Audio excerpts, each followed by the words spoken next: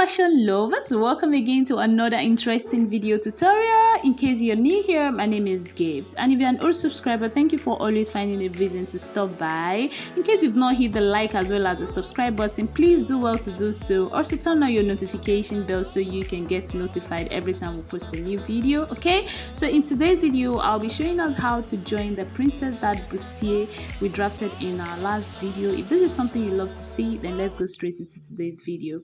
So here I've already gone ahead to transfer my patterns to fabric. In case you've not checked the video out, please do well to check the video out. I'll be leaving the link in the description box.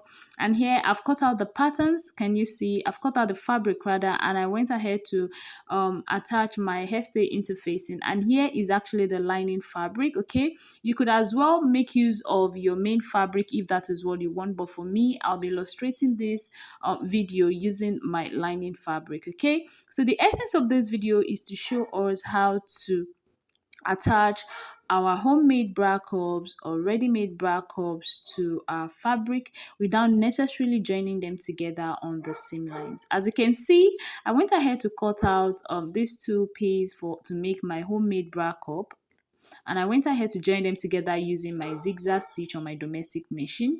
If you do not have a domestic machine, please, you can also make use of your needle and thread just to put them in place or hold them together. Okay, now I'm making use of this homemade bra cup which I cut out. Normally you can also use your ready-made bra cup, and if you feel it is too shallow for you guys, you can as well dart it on the upper and the lower part just to make it a bit more curvier. Okay, but for this tutorial, this is exactly what I will be making use of. Like I said before, the essence of this tutorial or the essence of this video is to show you how to join your bra cups to your fabric without necessarily joining them on the seam lines. So in order to achieve this, I'm going to be joining the side and the center front together on that other part. But here, this is the center front area which I'll be adding an illusion neckline. Okay, so I'm going to place them together like so. Can you see? As you can see from the video, I've already marked out the under bust line as well as the bust point area, which I will be pinning them together. I'll be pinning them together like so, just so that the fabric can be in place. I will put them in place by pinning them together. And also, can you see the way I marked the under bust area, guys? You need to take note of that. Now, by the time you're joining, you will notice, or you may notice, that one part is tucking out like so, you know, a bit longer than the other part. You don't need to fret it, just measure it. If it is about 0.25 inch, then you're okay. Pin them together like so. Also pin them the upper part, pin down the upper part, rather pin them down. Guys, if you're new here and you don't know how to join your bustier, this is the best way to go about it. You can never outgrow pinning down your fabrics. Okay, please do well to work with pins. Now that I've pinned them down, I'm going to head straight to the sewing machine and then join them gently together with 1/2 inch. I will join them then gently using 1/2 inch on my sewing machine. Now take a look at the upper part as well. You can see that one part is coming out a bit longer than the other part. You don't need to fret it.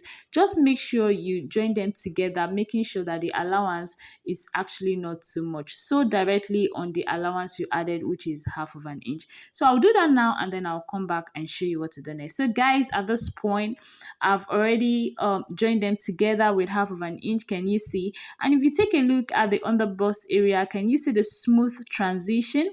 If you've checked out our video on how to draft the patterns, you will notice, or you will remember what I mean by that smooth transition around your under bust area. And as you can see, they are matching up. No part is longer than the other. So the first thing you want to do is to go ahead and notch your under bust line. The reason why you're doing this is just so it can relax for you, you know, so that it can have a perfect fit around your under bust. Now, after doing that, the next thing you will do is to head straight to your pressing table and then press this down using your bust ham. Guys, do not press using a flat surface. Make sure you use your bust ham. But right now there's no electricity supply, so I will just be illustrating using my hand. Make sure you press them open. Okay, press out your seam lines open. So next thing you want to do is to pick up your bra cup, either the ready-made or the homemade. But for me, like I said before, I'll be making use of the homemade bra curves. Okay, so what you want to do is to identify the under bust area. That is the side, and that is the armhole line. This is the side front, and that's the center front, and here is the under bust area. Remember, we notched our under bust on our main fabric, so you're going to pick the under bust of your bra cup or the homemade bra cup which you just did, and then put them together, making sure it is laying directly on the underbust line which you notched earlier on. Okay, pin them down, and then go ahead with your needle and thread. Please guys, make use of a matching thread. I'm only making use of a black thread in this video for the sake of this tutorial. Go in with your thread like so, and then stitch it down directly on the seam line. Now you want to conceal the stitch. Okay, you want to conceal the multiple stitches which you'll be making on that point.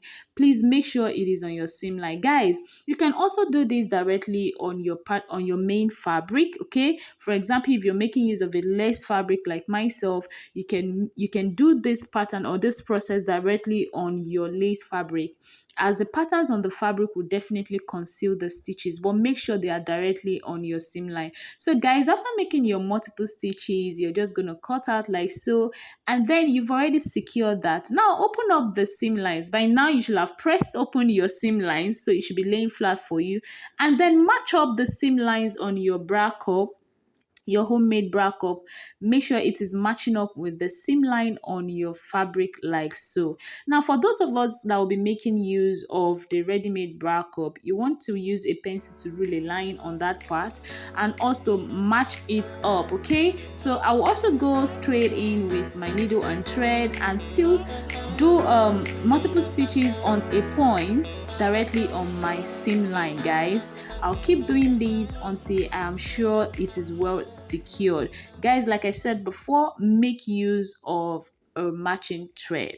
So guys, at this point we are done attaching. You can also do another stitch there, you can join it together on that point, but I just feel this is okay. But you can also go ahead and stitch that part down. Okay, you can stitch that part down, or better still, just make sure by the time you're stitching them down or stitching the two down, you are stretching them like so. Guys, you don't want to have any wrinkle around your bust area, so stretch it out and then pin them down.